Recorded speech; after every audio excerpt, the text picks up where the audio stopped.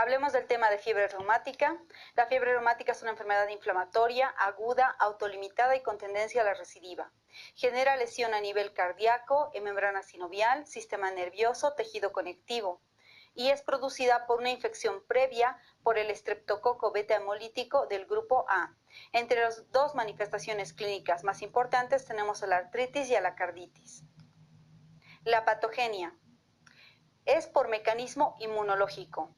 Los anticuerpos reaccionan de forma cruzada contra tejidos propios.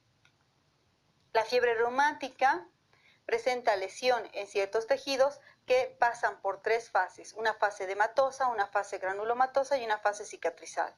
La fase edematosa se caracteriza por lesión inflamatoria que puede derivar en necrosis, generando artritis, corea y carditis.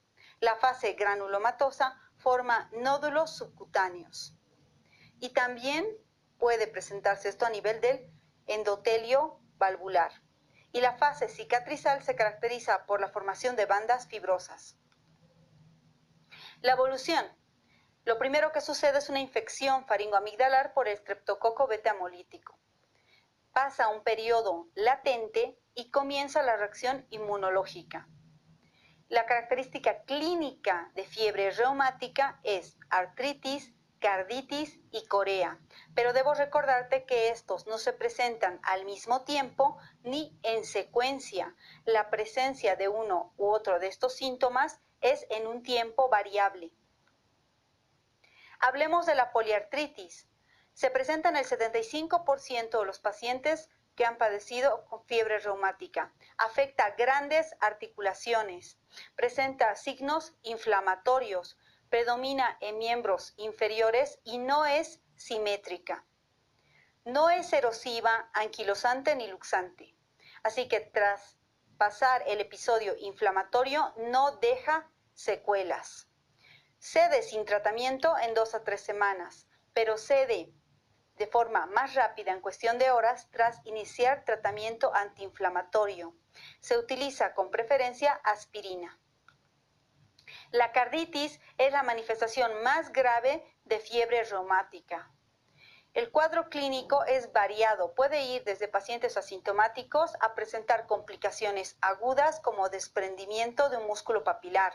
También puede presentar lesión años después de haber pasado por un cuadro de fiebre reumática. Manifestaciones cardíacas. Nos debe hacer sospechar que existe una lesión cardíaca por fiebre reumática la presencia de soplos de nueva aparición, sobre todo soplos sobre la válvula mitral y la válvula aórtica. Si el soplo es mesodiastólico, se denomina soplo de Cary-Coombs. Otro de los signos cardiológicos de fiebre reumática es el agrandamiento de la silueta cardíaca, la insuficiencia cardíaca congestiva y el roce pericárdico. La corea de Sydenham. La corea de Sydenham es el único criterio mayor que con su sola presencia hace el diagnóstico de fiebre reumática. Se caracteriza por una tríada característica: movimientos coreotetóxicos, hipotonía muscular y labilidad emocional. Puede presentarse incluso hasta 7 meses después de haber pasado por un episodio faríngeo por estreptococo.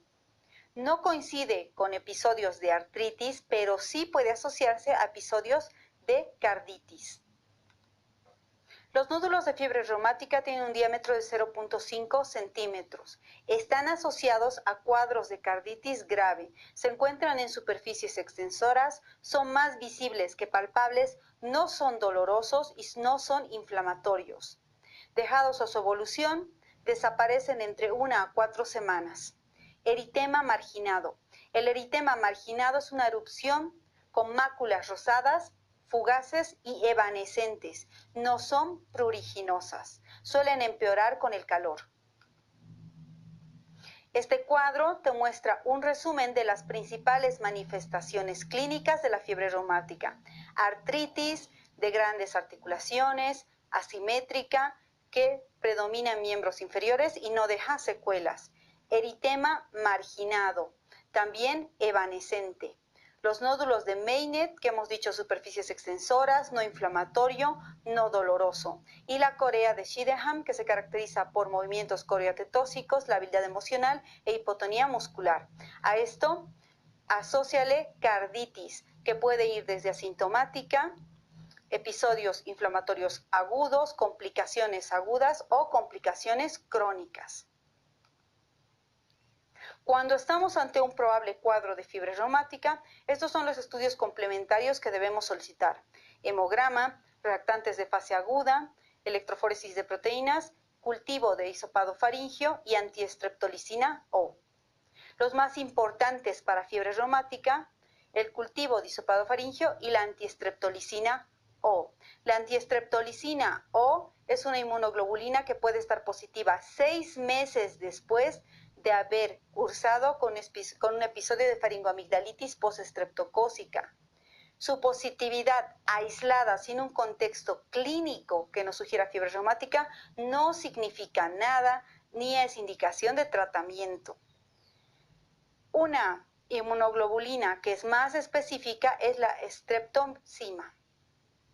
El electrocardiograma, ecocardiograma, nos sirve para evaluar si existe o no compromiso de válvulas cardíacas.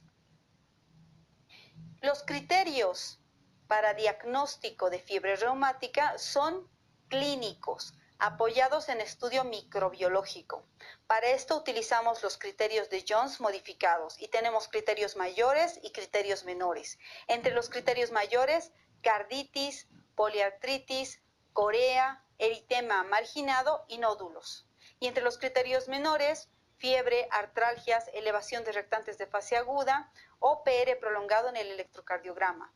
A esto nos apoyamos con criterios microbiológicos como ser un cultivo positivo para estreptococo betamolítico del grupo A o antiestreptolicina O positiva. Decimos que el paciente tiene fiebre reumática si cumple con 2 criterios mayores, un criterio mayor o más 3 menores o 5 menores. Pronóstico. ¿Qué sucede con estos cuadros clínicos? La artritis y el cuadro de Corea, una vez resueltos, no dejan ninguna secuela. Por el contrario, la carditis en el 10% de los casos puede dejar lesión secuelar. En el 90% de los casos, los cuadros de carditis no dejan ninguna secuela. Por eso se dice que la fiebre reumática lame las articulaciones y muerde el corazón. Tratamiento.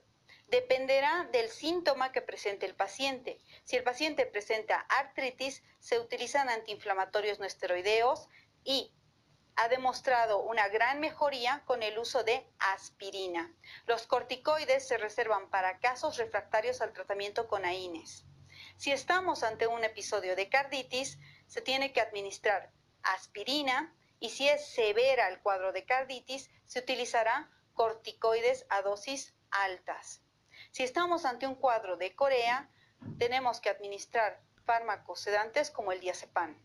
En todos los casos es importante iniciar tratamiento antibiótico de inmediato y el antibiótico de elección sigue siendo la penicilina.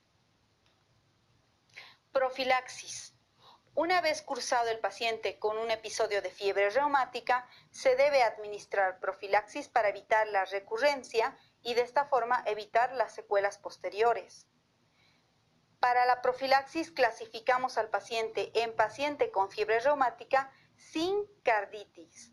En este caso, se le administrará profilaxis durante 5 años o hasta que el paciente cumpla 21 años. Paciente con fiebre reumática con carditis, pero sin secuelas valvulares. En este caso se administrará la profilaxis durante 10 años o hasta que el paciente cumpla 21 años. Paciente con fiebre reumática y con enfermedad valvular persistente.